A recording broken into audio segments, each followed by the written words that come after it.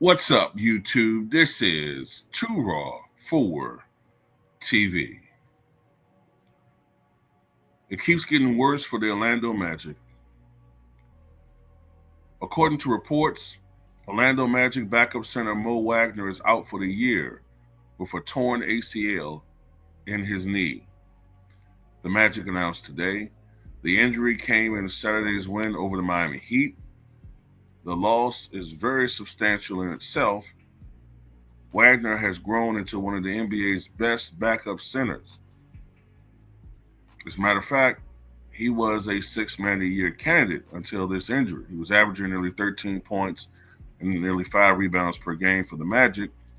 And just as importantly, he made 36% of his three-point attempts on a roster starved for shooting. But Wagner's absence means even more in the context of all the other injuries the Magic have had to deal with this season. All-star forward Paolo Banchero has been out since October 30th with a torn oblique. Franz Wagner, Mo's brother, did a remarkable job of lifting the Magic offense in his stead until he recently suffered an oblique injury of his own. Star defensive guard Jalen Suggs is out with an ankle injury. Gary Harris, the team's veteran shooting guard, has been out since November 25th due to a hamstring issue. So they've been a veritable mash unit so far in this NBA season. Despite this, the Orlando Magic have done an incredible job of dealing with those absences overall. The Magic are somehow 18-12 and currently seated fourth in the Eastern Conference. Yesterday, they trailed the Heat by 25 points without all of those players and starting center Wendell Carter Jr., who was ejected, and still managed to come back and win behind 35 points from Cole Anthony. It helps that the Orlando Magic are very deep, especially at the center position. In addition to Wagner, the Magic signed Carter, Jonathan Isaac, he of extreme right-wing politics. I just had to throw that in there. And Goga Batazi, hope I pronounced that correctly, to new long-term contracts this offseason. If there is some potential in basketball equipped to handle this many absences, it will be the Orlando Magic. But ultimately, for Orlando to be a contender, to be one of the top teams in the East, they're going to need their main cogs to get healthy.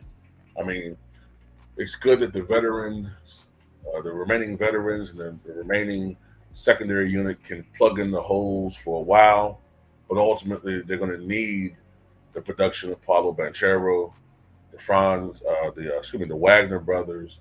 They're going to need these other guys to come out and perform at a high level.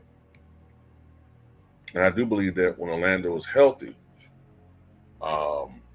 they can be potentially, now that I think about it, a top 3 to 4 seed in the Eastern Conference. It's amazing that they are fourth overall in the East. But I think a lot of that got to do with the injuries and gross underperformance of the Philadelphia 76ers and the early struggles of the Milwaukee Bucks. That has helped the Orlando Magic a lot in this season, which still has many upcoming games to go.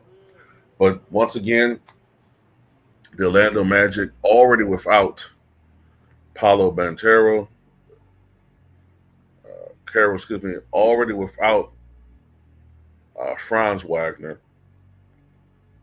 already without Suggs, already without Gary Harris, are now without Mo Wagner. So, can the Orlando Magic